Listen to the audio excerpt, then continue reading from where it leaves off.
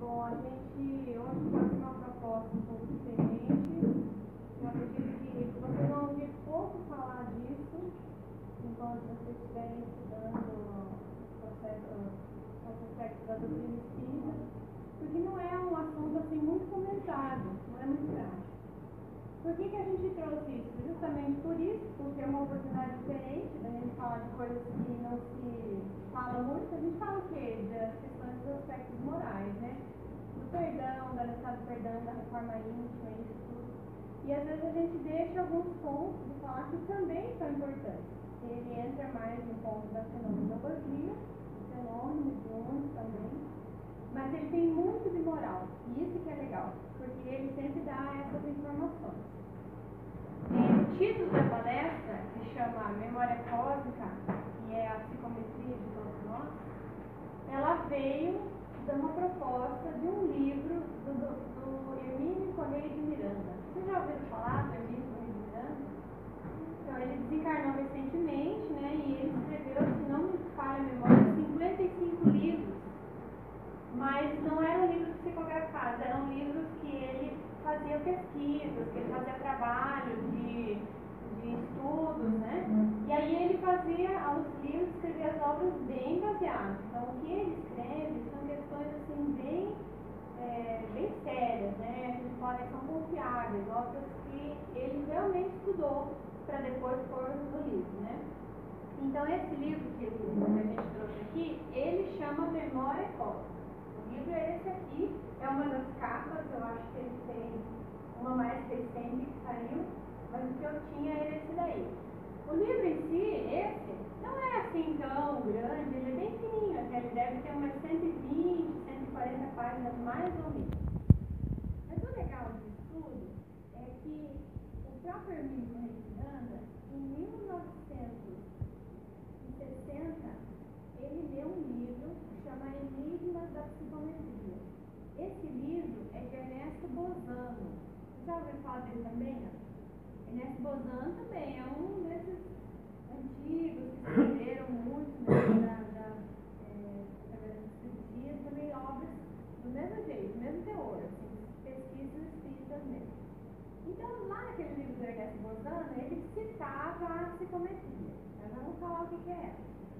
E ele citando a psicometria, ele falava de um livro que se chamava no original The Soul of Things, que seria a tradução Alma das Coisas. E aí, quando ele fez esse estudo desse livro, quem escreveu foi William Denton, em 1863, em Ohio, nos Estados Unidos. Ele escreveu um livro. Então, ele era um jovem que nasceu em 1823. Em 43, ele mudou-se para Ohio, ele é da Inglaterra. E lá, naqueles estudos, ele gostava muito de biologia. Aí, o que ele fazia? Ele pegava um fragmento de um metal, embrulhava com papel, colocava na mão dos alunos e eles tinham que adivinhar o que era. Só que naquilo, era para simplesmente dizer o que era. Mas naquilo começou a sair tanta coisa, tanta informação daqueles fragmentos, e ele começou a estudar, a aprofundar sobre isso tudo, né? Então ele passou uns 20 anos, mais ou menos, fazendo pesquisas, e aí ele lançou esse livro, 111 casos de psicometria. Bem interessante. E aí Hermínio ficou sabendo do livro, ficou enlouquecido. Ele queria achar o livro de toda forma, né? Só que ele não encontrava, porque naquela época, livros que denotavam algo que tivesse a ver com mediunidade, com reencarnação, eles eram banidos. Então, eles foram livros exilados, que ele até chamou, ele fez uma coleção que chama Conspiração do Silêncio. Que são aqueles livros fantasmas, né, que você sabe que ele existe, sabe que alguém lançou e que ele foi escrito, mas que nunca ele é encontrado. Então, eles chamam esse livro das obras fantasmas. Então, bem interessante que ele pensou, o que eu vou fazer então quando ele descobriu esse livro? E foi em 2004 que ele pegou uma reedição de 88. Aí ele foi fazer uma verificação daquele livro e pensou, será que eu vou traduzir? Daí eu lanço em português? O que é que eu poderia fazer com isso, né? Então, o que ele fez? ele preferiu fazer alguns comentários e sair a obra que ele intitulou Memória Cósmica. Então, essa introdução a gente precisa fazer para vocês entenderem de onde ele tirou isso tudo e para a gente começar a nossa conversa. Mas vamos pensar, afinal, o que é a psicometria? A gente fala de psicometria, mas o que é, né? Vamos pensar. Lá nesse mesmo livro, Hermínio diz que ela se trata de uma faculdade, ou então um poder, de que são dotadas algumas pessoas de verem tudo o que aconteceu a qualquer fragmento de matéria ou em sua presença. Como é que funciona isso? Vai pegar um fragmento, um pedaço daquela matéria, vai posicionar a mão sobre ela e aí vai fazer uma leitura daquilo. Como que é feita essa leitura? Vai ser apresentada a história daquilo que aquele objeto viu. Então tem também uma história nesse livro que ele conta de um pedaço de carvão que saiu do vulcão e fez uma viagem assim longa. E aí ele conta toda a história, a médium conseguia ver toda a informação que aquele pedaço de carvão tinha visto. Então bem interessante o processo, né? Então você consegue pegar não só o que ele viu, nesse sentido de como se fosse alguma coisa material, mas também ele captava o sentimento, o som, as intenções das pessoas que lá estavam. Então a gente vai caminhando nesse processo. E aí no livro do André Luiz, da psicografia de Chico Xavier, ele vai dizer que a psicometria seria a faculdade, né, uma competência de ler impressões, recordações ao contato desses objetos. Então eles convergem nesse conceito de dizer que é uma faculdade, uma possibilidade de ler através dos objetos.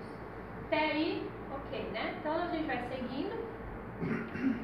Aqui também diz o seguinte, Hermínio Corrêa de Miranda, lá na conclusão, que a psicometria em si mesma, ela resulta de uma faculdade especial nesses sensitivos, ou médiuns, né?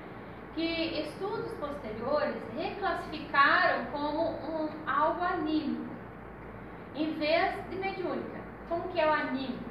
Que sai, então, uma capacidade do próprio médium, que não necessariamente tenha um espírito falando ali para ele. É bom a gente diferenciar.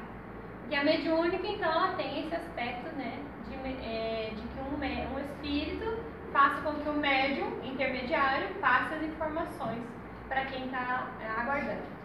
E aí ele diz que, de minha parte, vejo em alguns casos, por ele apresentado, está falando de Denton, a interferência sutil de entidades desencarnadas. Casos, porém, em que os espíritos, porventura presentes no evento, não se manifestaram explicitamente e não dialogaram com os sensitivos desdobrados em seus corpos físicos. Tenho a impressão que as sensitivas até poderiam interpelar certas entidades e com elas dialogar. Então, podia haver, sim, que algum espírito estivesse próximo, dando as informações sobre o que viu aquele objeto e sobre o que ele também tenha, de repente, participado. Mas, na verdade, essas informações, elas vinham do próprio objeto. Tá? Aí, por essa razão, diz Hermínio Corrêa de Miranda, o codificador foi um estudioso profundo da fenomenologia, mas ele preferiu, sabiamente, dedicar-se mais aos aspectos doutrinários, religiosos, éticos e científicos e que seu contato com os espíritos ia revelando. Talvez por essa razão é que quando a gente vai estudar o livro dos médiuns, a gente não encontra falar explicitamente da psicometria. Então é porque Allan Kardec preferiu falar mais desses aspectos religiosos, éticos, porque é o que faz diferença realmente. Né? O fenômeno, ele serviu para um período da época em que a sociedade não conhecia o que era espiritismo e as manifestações. Então era importante que houvesse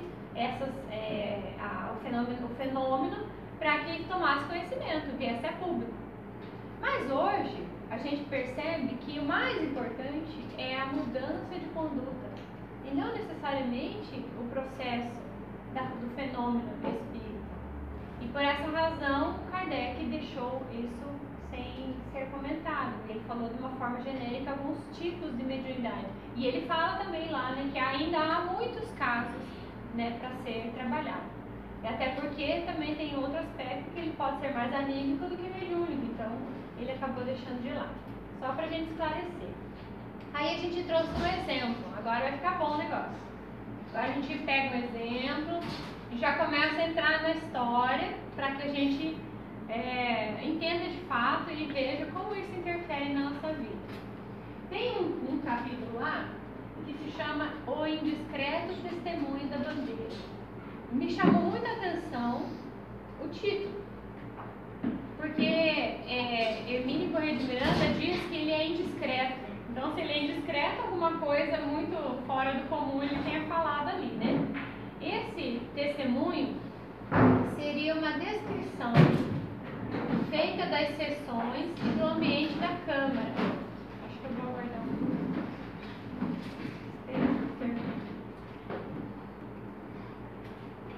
Bom, então seria uma descrição feita das sessões e do ambiente da Câmara dos Deputados americana, feitos a partir de um pequeno pedaço de damasco, que é um tipo de tecido, de um estandarte que havia sido tomado pelo exército britânico em 1814 e levado para a Inglaterra e depois devolvido.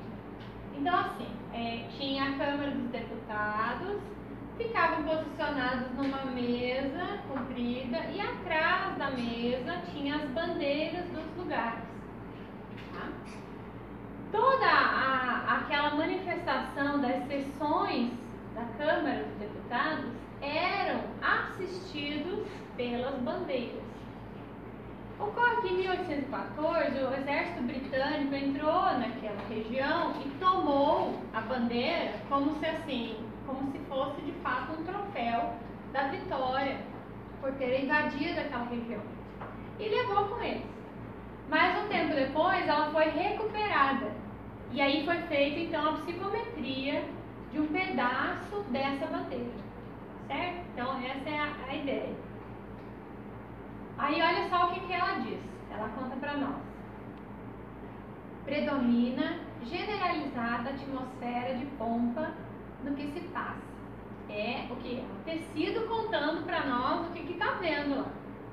Então predomina generalizada atmosfera de pompa no que se passa.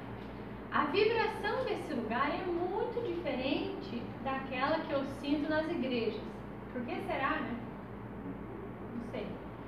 Não há aquela solenidade, mas um ar de bom humor e às vezes até de divertimento. Trata-se do salão de uma câmara ou assembleia. Há algo muito divertido agora em discussão. Há pouco tempo estavam todos em um ar sério.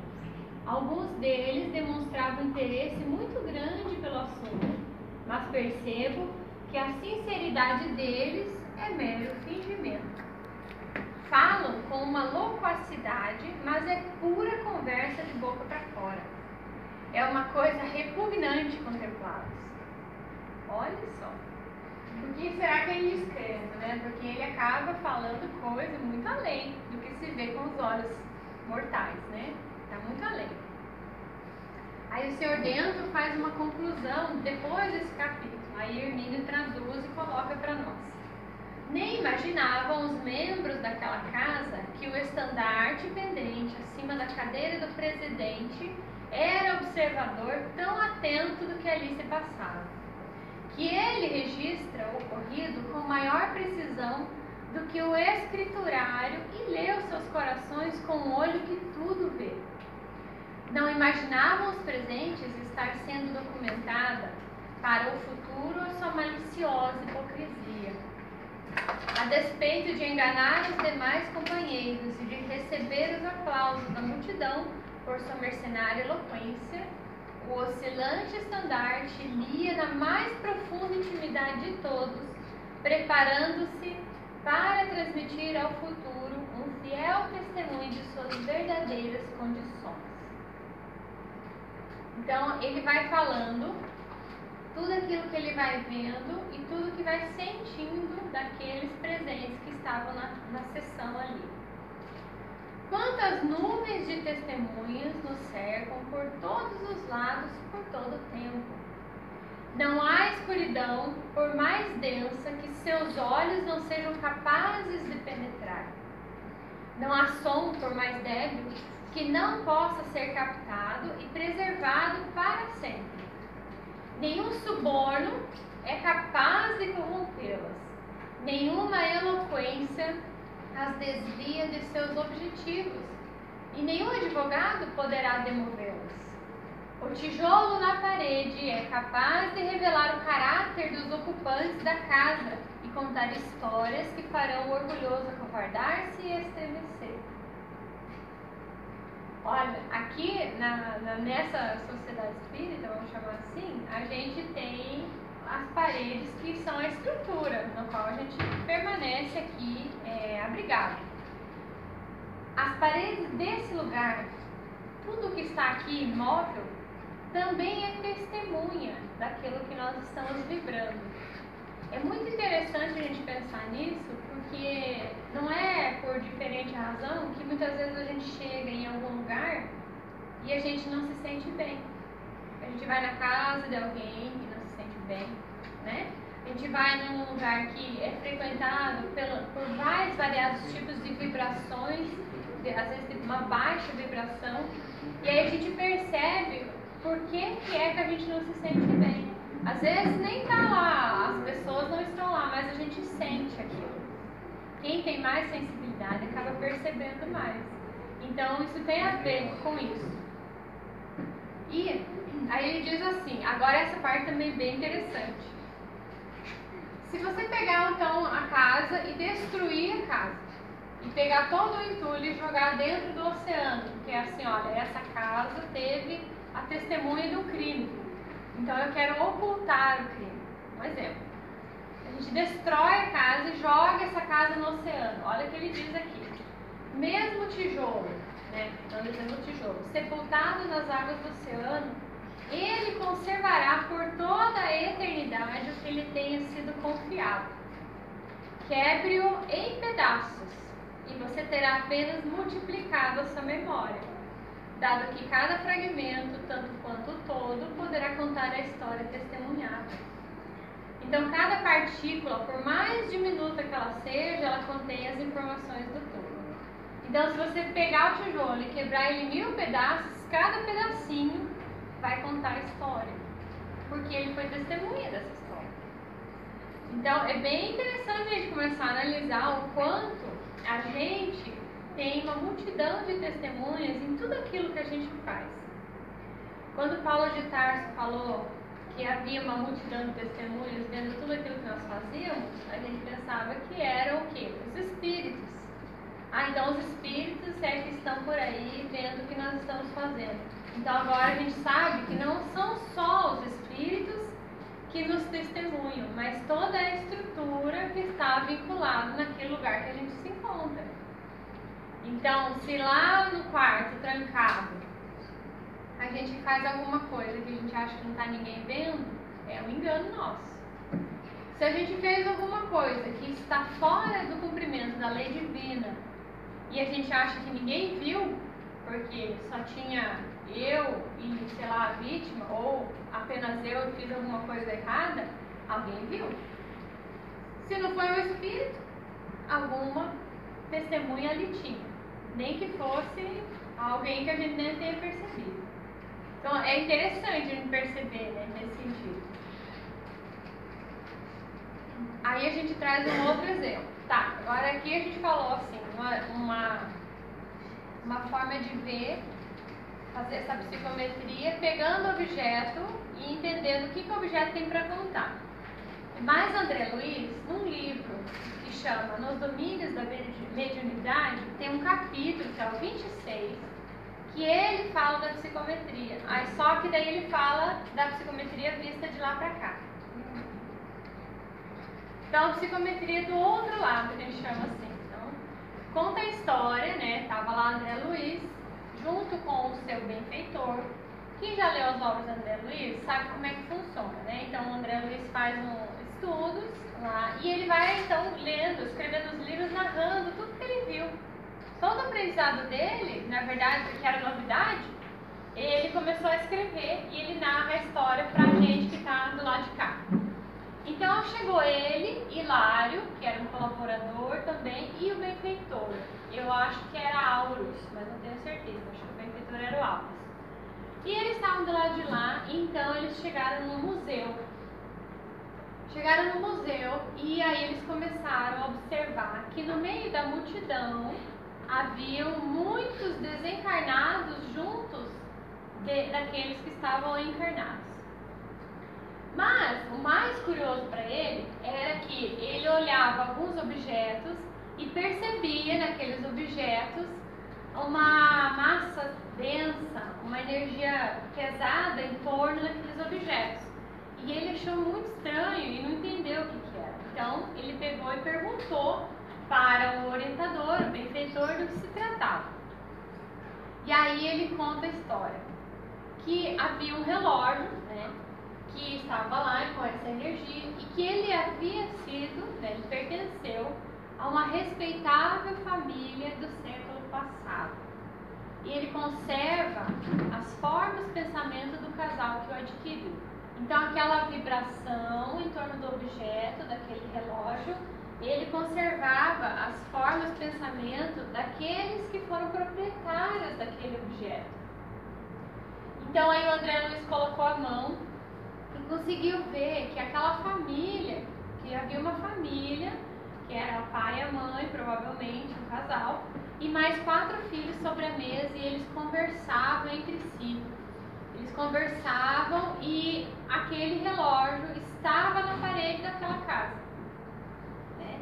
Então, aí ele conta aqui. Então, conserva as formas de pensamento do casal que adquiriu e que de quando em quando visita o museu para a alegria de recordar.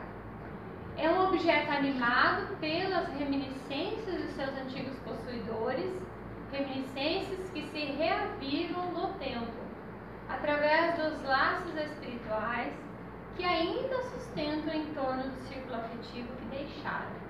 Então, muito provavelmente, a época que eles tinham o relógio, que esse relógio pertenceu àquela família, ele fosse como se uma lembrança de uma época feliz, de uma época adornada, porque eles eram família abastada, tinham muitas posses.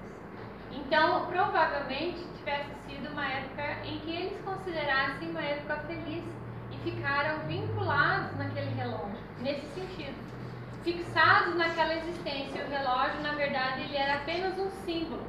E por essa razão ele tinha uma vibração muito ligada ao plano, né? Eles não tinham se desvinculado. E de vez em quando eles iam lá visitar o museu só para ver o relógio.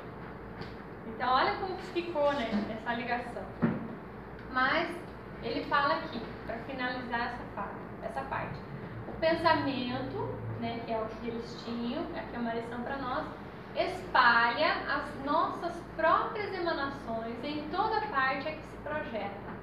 Nós deixamos vestígios espirituais onde arremessamos os raios da nossa mente.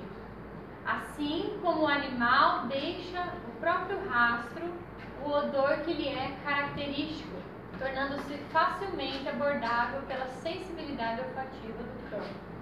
Vamos imaginar então um animal que solta o odor, sei lá, um gambá, né? Diz que é, não sei. Que ele sai e ele espalha um cheiro que todo mundo, quando chega depois, por mais que não veja, você consegue perceber que ali passou um animal mal cheiroso. Então, o nosso pensamento é mais ou menos assim. É como se o nosso pensamento, a gente saiu dali, mas ele ficou vibrando no ambiente e os espíritos que se vinculam com esse tipo de pensamento acabam também percebendo, né, a vibração. Por isso que no meio espírita a gente sempre fala que é muito importante a gente ter cuidado com os nossos pensamentos, né? vigilância. Jesus já recomendou oração e vigilância, para que a gente não tivesse maus pensamentos. Porque o mau pensamento, no instante, ele é captado pelos espíritos que vibram na mesma sintonia, mas também pelo ambiente que a gente está. Então é importante lembrar sempre dessa mensagem de Jesus, dessa proposta de a gente fazer a oração e a vigilância constantes. Ok? Aí tem um outro exemplo também. Então André Luiz saiu de lá, daquela parte do relógio, e viu um espelho muito bem adornado. E junto do espelho havia uma moça desencarnada. Uma moça de semblante muito triste, que contemplava o espelho como se ele fosse propriedade sua. Aí se aproximaram 5 pessoas encarnadas, 3 moças e 2 rapazes, e eles ficaram olhando o espelho. A moça desencarnada chegou e pôs a mão no ombro de uma das moças que estava mais empolgada com o espelho, né? Ela percebeu que ela estava mais empolgada e colocou a mão no ombro dela, como quem diz, daqui é meu. E ela, percebendo a vibração, comentou com os demais e saiu. Ela tinha essa condição, né, de perceber. Muitos de nós, muitas vezes pode acontecer, de vir o desencarnado e a gente nem perceber. A gente talvez não tenha essa capacidade, essa sensibilidade para perceber. Aí o André Luiz, mas por que essa moça está tão vinculada a esse espelho? O que esse espelho traz para ela? Por que ela está aqui do lado dele? Porque uma coisa é você ter um bem e que você de longe está percebendo alguma coisa, como era o caso do relógio. Mas aqui não, aqui ela não sai de perto. Por que essa diferença? Aí ele explica, né? Tem uma história, né, por trás disso. Este espelho, ele foi confiado a essa jovem por um rapaz que lhe prometeu casamento. Veja-lhe a figura romântica nas reminiscências dela. Ele era filho de franceses que foram asilados no Brasil ao tempo da França Revolucionária de 1791. Olha, menina ainda, aportou no Rio de Janeiro e daí cresceu e se fez homem. Encontrou-a e conquistou-lhe o coração. Quando eles arquitetavam projetos de casamento, depois da mais íntima ligação afetiva, a família estrangeira, animada com o sucesso de Napoleão na Europa, deliberou o retorno à pátria. O moço pareceu desolado, mas não desacatou a ordem paterna. Despediu-se da noiva e lhe implorou guardasse a peça como lembrança até que ele pudesse voltar e se casar. E aí? O que será que aconteceu? Então ele deu o espelho para ela e falou, ó, você guarda aí, é um presente meu. Quando eu voltar a gente vai se casar. O que será que aconteceu? Né? Eu acho que ela ficou esperando, né? Ficou, né? Olha só, contudo, distraído na França pelos encantos de outra mulher, não mais regressou. Depressa ele esqueceu das responsabilidades e compromissos, tornando-se diferente. A pobrezinha, no entanto, fixou-se na promessa ouvida e continua a esperá-lo. O espelho é o penhor de sua felicidade. Imagino a longa viagem que terá feito no tempo, vigiando-o como sendo propriedade sua, até que a lembrança viesse por fim repousar no museu. Então você vê, Chico Xavier escreveu a maioria dos livros em 1940, 1960, mais ou menos nessa época. E essa situação aconteceu em 1791. Então, quanto tempo que não ficou essa moça presa ao espelho, aguardando o retorno do jovem, né? O quanto ela ficou ali presa, vinculada a isso tudo. Mas olha só, diz o Hermínio Corrêa, aliás, no livro do André Luiz, que as almas e as coisas, cada qual na posição em que se situam, no lugar onde elas estão, alguma coisa elas conservam, aguardam do tempo e do espaço, que são eternos na memória da vida. as coisas e as almas, elas guardam essa reminiscência. As almas guardam? Guardam. As nossas almas, os nossos espíritos, guardam muitas coisas. Olha só, o que é que faz, que guarda essas informações e depois projeta para a nossa vida? O perispírito, ele capta a vibração da alma ou do espírito para então depois passar as informações para o corpo, na formação dele. Não é assim? Então, se a gente grava na nossa mente, né, na nossa mente psíquica, espiritual, as informações, as vidas, nós temos essa vibração que nós emanamos dos nossos conhecimentos e daquilo que a gente se equivocou das nossas existências. Tudo isso faz parte da gente e ele vai fazer com que o nosso corpo seja moldado nisso aí. Então, muitas das nossas imperfeições, muito daquilo que a gente tem física, ela tem de resultado, ela tem a origem lá no espírito. Por isso que uns têm uma saúde mais debilitada, outros menos debilitada. A gênese é sempre o espírito. Por isso que uns são perfeitos fisicamente e outros não tanto. Então tudo isso tem a ver com aquilo que nós somos em realidade. Porque vocês já estão aprendendo, né? E a gente também está aprendendo, e a gente cada vez mais sabe mais, que o espírito, ele evolui, ele se melhora.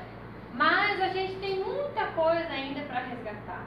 A gente tem muita coisa lá atrás, que a gente escolheu errado, que descumpriu com a lei. E isso a gente precisa trabalhar bastante para se desvincular dessas situações. Então é bem importante a gente ter isso em mente, né?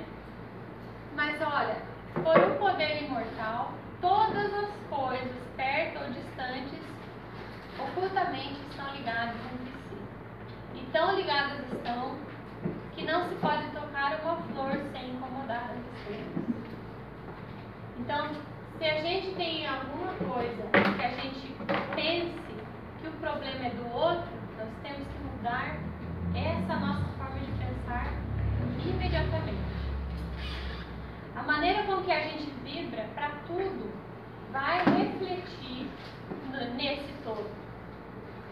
Então, me permitam aqui um comentário. Toda essa situação atual, política que o Brasil está vivendo, nada mais tem de diferença do que as nossas próprias vibrações para o nosso Brasil. Aquilo que a gente sente e que está incomodando tem muito a ver com aquilo que a gente é. Tem muito a ver com o que a gente é ainda, infelizmente. Não é um problema dos outros, não é um problema de quem está na posição de governante, mas é um problema social. Todo mundo aqui, pode ser que no oculto, naquilo bem guardadinho, a gente pode trazer uma reminiscência de corrupção também. Então, por mais que a gente pense que não, às vezes, se a gente for mexer ali, a gente traz um pouco de corrupção. A gente traz um pouco de desvio, né? A gente não quer devolver o troco que veio a mais. A gente pega alguma coisa lá, a pessoa do caixa não passou e a gente não comenta nada. Isso tudo vai ficando gravado na nossa memória cósmica. Isso tudo vai ficando gravado no nosso espírito. Então, e não é só isso, outras coisas. Eu estou na empresa, eu imprimo o meu trabalho da empresa lá com o papel do meu empregador. N coisas. Estou lá trabalhando, eu ganho X para trabalhar 8 horas, mas eu consegui trabalhar 6, porque as outras 2 eu tomei café e conversei. Então isso é um tipo, é uma forma de manifestação da corrupção, entende? Então no pequeno e no macro, há ainda muito de corrupção dentro da gente. É importante que a gente se coloque na posição de responsabilidade. E eu não estou falando isso para vocês, porque eu não os conheço, estou falando para mim também. Nós temos que ter esse pensamento de que a gente não pode ser desonesto com as coisas e nem conosco mesmo, porque tudo que nós somos vai vibrar nesse universo, vai vibrar no nosso país, na nossa cidade, na nossa casa, né? Então, dentro do nosso lar, a vibração vai emanar para tudo. Então, o nosso pensamento, em primeiro lugar, a gente tem que prestar atenção nisso aí. Porque se a gente não prestar atenção nisso, a gente não está colaborando para que as coisas sejam boas. Porque aqueles que estão nos representando em determinado momento, eles saíram do meio de nós. Né? Então não adianta você fazer uma troca, mas eles são isso ou são aquilo, talvez a gente seja também. Não nos compete fazer o julgamento. Porque como disse a bandeira está falando aqui, que pode ser que tem uma bandeira lá, eu acredito que tem, está vendo tudo aquilo que eles estão fazendo. Então, a gente não precisa se preocupar em ficar condenando ninguém antes, não. Porque o tempo vai acabar condenando todo mundo. Agora, demora? Demora. Mas nós também seremos condenados, seremos responsabilizados, vamos chamar assim, daquilo que a gente fizer. Então, na verdade, a gente precisa se preocupar com aquilo que nós somos. Aquilo que os outros são, infelizmente, a gente não pode mudar o que os outros são. Mas o que nós podemos mudar é aquilo que nós somos. Então, vale a pena a gente refletir sobre isso nesses dias tumultuados, para ver no que é que a gente tem de responsabilidade em tudo que está acontecendo e tentar melhorar isso aí. E cada um fazendo a sua parte, né? A paz do mundo sempre começa em cada um de nós. É importante que a gente tenha esse ponto. Então, aí nós pegamos no livro dos Espíritos a informação de que tudo está em tudo. É verdade. Justamente isso que a gente está falando. Tudo aquilo que nós somos, aquilo que nós vibramos, que nós pensamos, nós emanamos, ela fica contida em tudo. E aí Leon Denis fala assim: tudo que está em nós está no universo. E tudo que está no universo encontra-se em nós. Justamente por essa razão que a gente está comentando, de que aquilo faz parte do que nós somos também, e nós também temos responsabilidade. Okay? E não só isso é só um tipo de exemplo. Tem N coisas que a gente poderia estar citando de exemplo. Né? Então, as marcas da nossa individualidade, elas vibram onde vivemos. E por elas provocamos o bem ou o mal naqueles que entram em contato conosco. Em tudo, vemos integração, afinidade e sintonia. Então, é só bem reforçar o que a gente já está comentando aí, né? Que aquilo que a gente ela vai vibrar onde a gente está. E isso pode ser bom, mas também pode ser ruim. Então, vale a pena a gente sempre lembrar do preceito de Jesus Cristo, né? Aquela informação que Jesus nos passou. A oração e a vigilância sempre, para que a gente tenha sempre boas atitudes, ou pelo menos se esforce para tê-las, né? Que daí já vai estar dentro da maioria das vezes. Tá? Queria saber se vocês não querem conversar alguma coisa. Acho que a gente pode fazer alguns comentários rapidamente. Não sei o que vocês acham. Querem falar alguma coisa? Entenderam? Não entenderam nada? Vamos começar tudo de novo. Não. Eu acho que não está ajudando aqui. Eu tenho uma pergunta. Todos os objetos captam ou só quando você projeta a tua memória naquele objeto? Tipo assim. Excelente pergunta. Era que eu ia fazer de cola e esqueci. Também que você perguntou.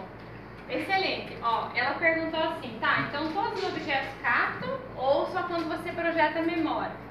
Sim, todos os objetos captam. Mas, o que acontece? Aí a gente pode estar perguntando, tá, então eu não posso comprar nada do antiquário, porque toda vez que eu comprar eu vou levar o espírito junto? Né? Pode ser assim, né? Então, na verdade, não é bem assim. Nem sempre os objetos têm o espírito vinculado. Qual que é a diferença? Porque não teve esse apego nas coisas. Porque se o proprietário temporário vinculou-se, desligou-se do objeto, o objeto pode ter algumas reminiscências da história que ele presenciou, mas ele não vai ter a vibração fluídica, entende? Não vai ter a vibração ruim. Porque se fosse assim, a gente não poderia nunca morar na casa de alguém que já... Isso transmuta também. Né? Detalhe, transmuta essa energia. A energia ela não fica sempre a mesma. Porque se não fosse assim, não haveria evolução. Ela seria contrária à lei de evolução. Mas não, toda vez que você faz uma vibração diferente, ela já começa a mudar, né? Então, eu teria muita coisa para falar, mas vamos pensar, se você pegasse a água e fizesse uma vibração para a água positiva, ela cria cristais positivos. Se você fizer uma vibração negativa, ela começa a ter coloração negra, ela vai mudando também, então ela tem muitas coisas ali. Mas o legal dessa pergunta que você fez, porque assim, aquele benfeitor espírito que estava junto com o André Luiz, ele perguntou isso. Tá, mas vamos imaginar que lá naquela história do espelho, fosse alguém lá, gostasse do espelho e ele pudesse ser comprado. Levaria a moça desencarnada junto? Né? Essa é a pergunta. E aí o benfeitor responde: sim, de certo que levaria a moça desencarnada. Nesse caso específico. Mas mas isso seria justo? É justo, eu não tenho nada a ver com a história. Não fui eu que comprometi o casamento, não dei o espelho pra ninguém, vou levar o espelho e vou levar lá junto, né? Mas olha aqui, a vida nunca se engana. É provável que alguém apareça por aqui e se extasie na frente do objeto, escutando-lhe a posse. Aí ele pergunta, mas quem? Um moço que empenhou a palavra, provocando a fixação mental dessa criatura, ou a mulher que o afastou do compromisso assumido. Reencarnados hoje ou amanhã, possivelmente um dia, virão até aqui, tomando-a como filha ou companheira no resgate do débito contraído. Mas então nós não podemos aceitar a hipótese que ela tenha se modificado, porque ele pode então perceber que tenha feito algo de ruim, né, com ela, a consciência pesou e ele despertou para aquilo e começa então a fazer vibração, oração, para que ela se desperte. Ela também canse de ficar lá em torno do espelho e resolva sair. Aí ele diz, sim, pode acontecer isso, mas a lei de causa e efeito vai acontecer. Então, assim, o que acontece? Se a pessoa com quem ela se teve essa vinculação, ou a mulher que tirou ele do compromisso, ou ele mesmo, fosse até lá, eles seriam atraídos psiquicamente para a região onde estaria aquele espelho e daria uma vinculação entre um e o outro para fazer esse processo de... E para você retirar essa energia do objeto, por exemplo, assim, você herdou um objeto de família e você, por exemplo, sente que esse objeto tem uma carga que deixa para baixo, às vezes, negativo. Para você conseguir retirar essa energia, o que pode ser feito? Então, é mais ou menos como um ambiente, né? Se a gente tem costume de fazer evangelho no lar, se a gente tem costume de fazer oração, vigilância, e você percebe uma coisa específica, você pode também fazer uma oração bem específica para aquele objeto e para quem estiver vinculado ao objeto. Você pode fazer uma coisa bem específica, mas para quem tem o hábito do evangelho no lar, automaticamente vai transmutando essas coisas. Aí, quem tem má energia, porque às vezes não é uma má energia, entende? Não é um desejo assim de que eu vou prejudicar quem está com o bem. Às vezes não é por isso que fica vinculado, fica por saudade, sabe? É uma ligação assim mais de afeto ao objeto, mas não necessariamente porque se desfez, não porque ele quer causar mal para quem está com o objeto, entende? Então tudo isso assim, essa vibração não vai atingir quem tem o objeto, entende? Então você consegue se desvincular. Mas a Sueli Caldas Schubert, que faz um comentário num livro dela, ela diz que nem sempre tem os espíritos ficam vinculados aos objetos e que isso é quase que raro ficar vinculado, como é o caso do espelho, tá? Pode ser que tenha um pouco de vibração, mas não vai ficar vinculado, certo? Mais alguma coisa? Ok, então aí a gente falou bastante dessa questão do apego. Vou andar um pouquinho, senão a gente não termina no horário. E aí também a lei de causa e efeito, que a gente também comentou, né, dessa situação. A lei de causa e efeito ela é uma das mais importantes para a gente pensar aqui. Porque se a gente imaginar que tudo aquilo que a gente pensa, vibra, que a gente faz, é como se ficasse um dossiê, sabe, ó, uma linguagem mais moderna. Fica lá naquela pasta Lucas, né? Mas que não vai ter o nome de Lucas, vai ter o número 10 milhões, 400, né? Porque é o espírito 10 milhões, né? Então, numa encarnação foi Lucas, na outra encarnação ele foi outra coisa, então ele tem um arquivo próprio. Entende? É mais ou menos assim. A gente tem um arquivo pessoal, um dossiê pessoal de tudo aquilo que a gente pensa, vibra, fez, deixou de fazer, de bom e de ruim. Por isso que hoje nós somos a somatória de tudo aquilo que a gente fez. Então, se hoje não está bom, a gente tem que batalhar para ficar melhor. E porque é temporário, não é uma coisa para sempre, né? Pensa que isso é muito positivo porque a gente está sempre melhorando, sempre indo para frente, sempre captando algo de melhor. Isso é muito bom. Porque se a gente piorasse, aí seria desesperançoso, né? Seria bem ruim. Mas ao contrário, a gente sempre se melhora, isso é bem bacana. Aquele ditado, se as paredes falassem, então é verdadeiro. Verdadeiro. Ah, se as paredes falavam, né? Se as paredes tivessem ouvido. Intimidade, assim, não existe, então.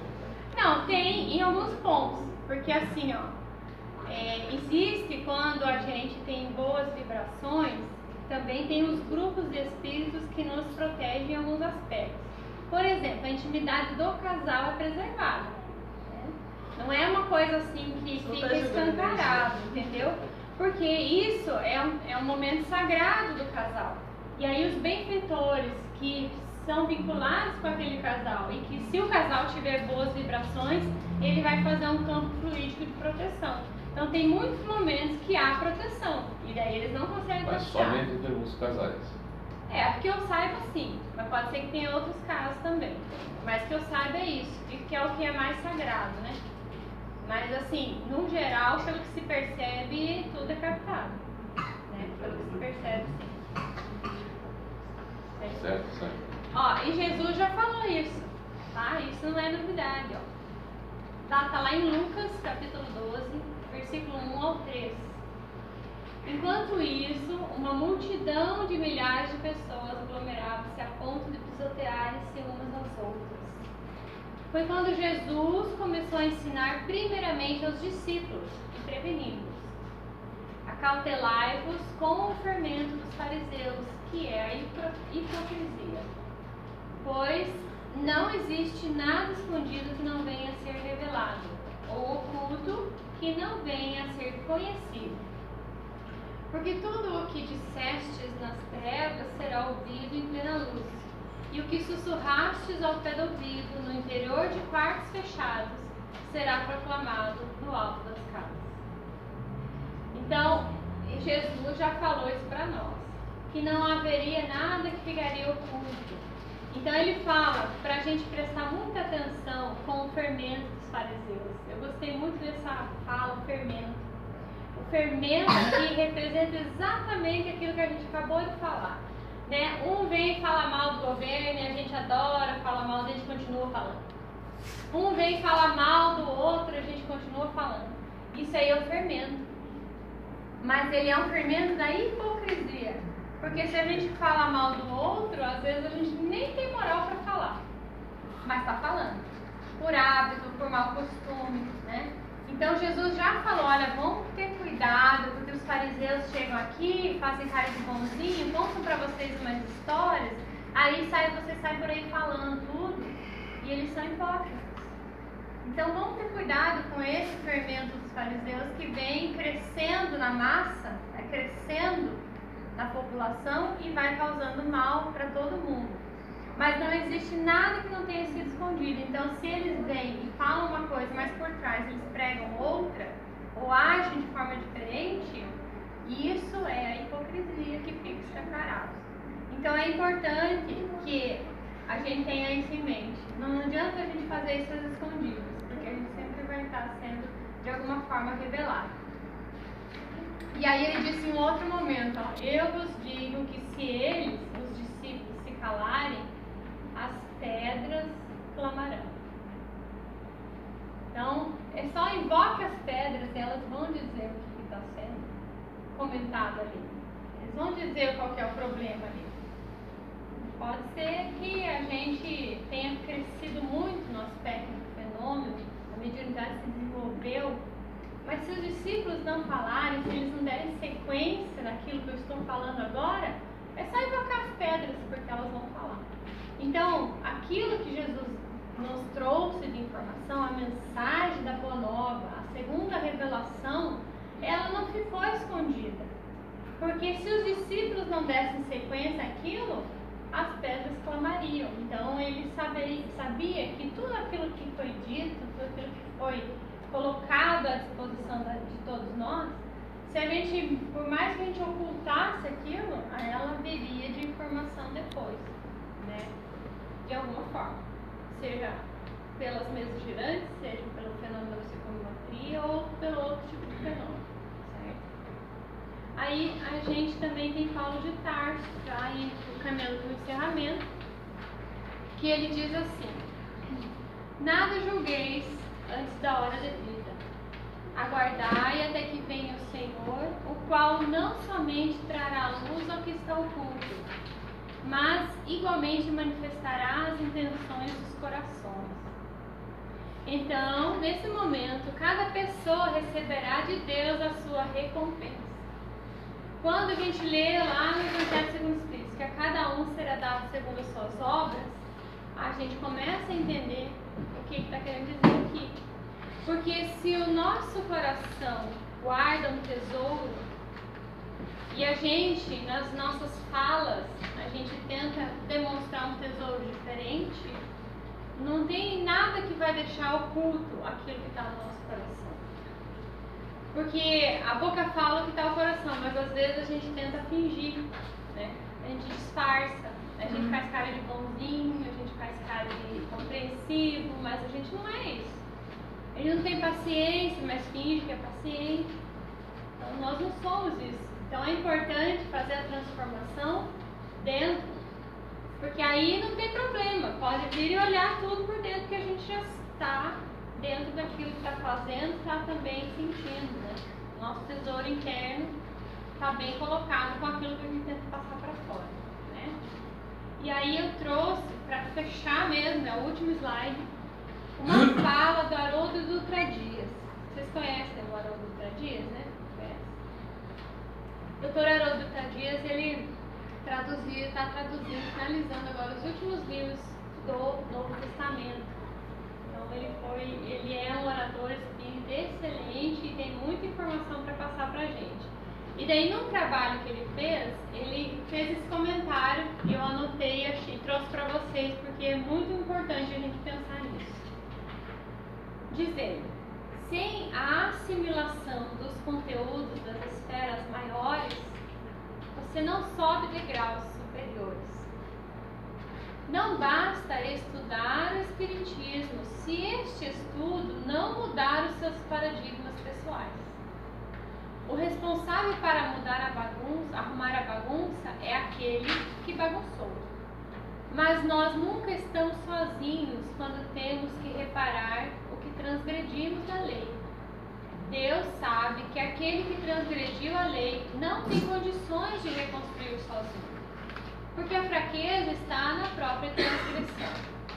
Não há reparação que se opere sem misericórdia divina. Então, muitos pontos aqui. Não adianta a gente vir estudar o Espiritismo se a gente não se modifica. Porque o que nós vamos estar fazendo? Acrescentando mais uma teoria para nós. Mas o propósito do Espiritismo de verdade é fazer a mudança dentro de nós. Não adianta a gente vir aqui e ser doutor da lei. Percebe? Então eu sou doutor da lei porque eu estudo, eu conheço, eu sei de capa a capa o Evangelho segundo o Espiritismo, sei de cor as questões do Livro dos Espíritos, mas e o que isso fez de diferença na minha vida prática? Se isso não fez diferença na minha vida prática, o que importa saber tudo isso? Então a importância é a gente estar fazendo essa mudança nos próprios paradigmas pessoais.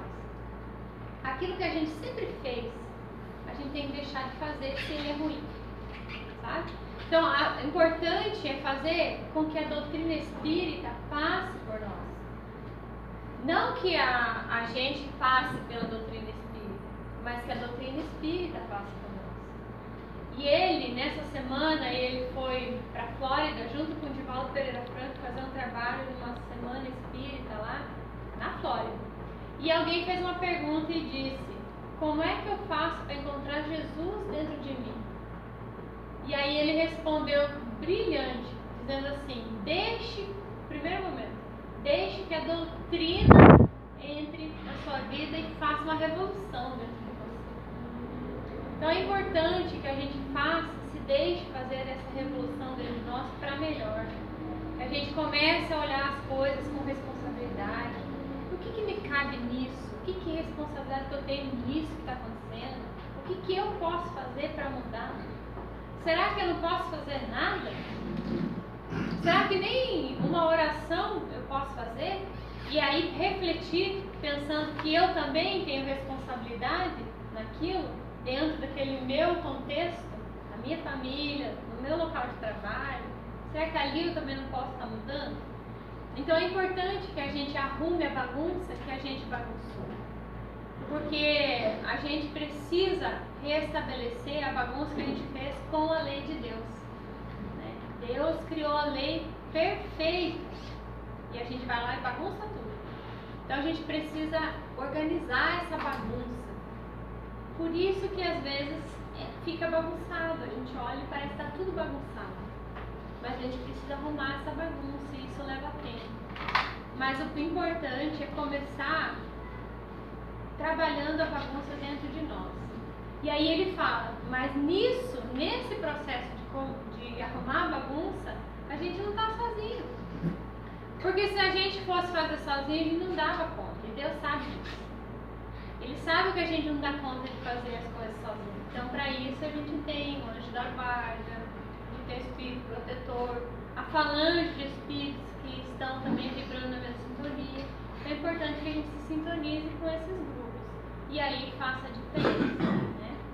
Então, eu desejo, sincero desejo mesmo, de que todos nós possamos fazer essa mudança de paradigma interno e mudemos para melhor.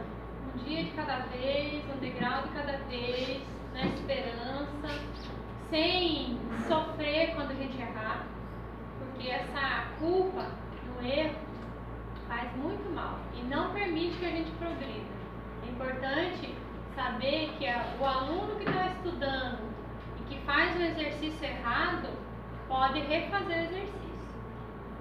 Não é para ficar achando que pode errar torta direita, não é isso. Mas quando errar, se permitir errar, porque nós estamos no caminho do acerto. E isso é muito importante. Então que Jesus esteja no controle, que tenhamos a confiança que Ele está no leme de tudo e nada sai do crivo de Deus. Não se pode tocar numa flor sem incomodar as escolhas.